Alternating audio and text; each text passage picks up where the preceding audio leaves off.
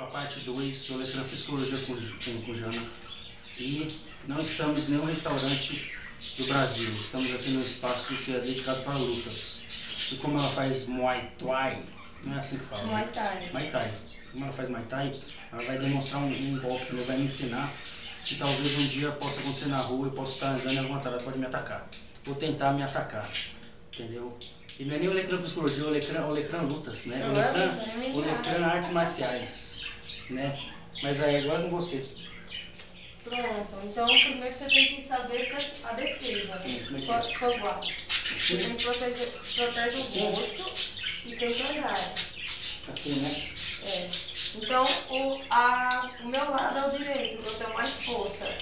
Aí fica pra trás, que aí vai pegar um impulso pra... Não, então no caso é assim. É. Então, aí eu vou te ensinar um minuto.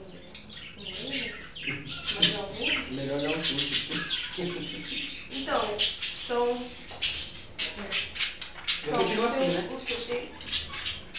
Você tem que tirar, entendeu? Uhum. Aí se eu for dar assim, não tem salto. No treino a gente faz assim, tipo, eu vou te chutar, aí você tem que tirar com a perna assim. Você faz cair pior, Tem que ser assim, né? Ou também tem um pior, né? Que pra homem não é legal. Se a pessoa que for atrás de você for um homem, você vai lixar e vai bater, entendeu? Aí vai...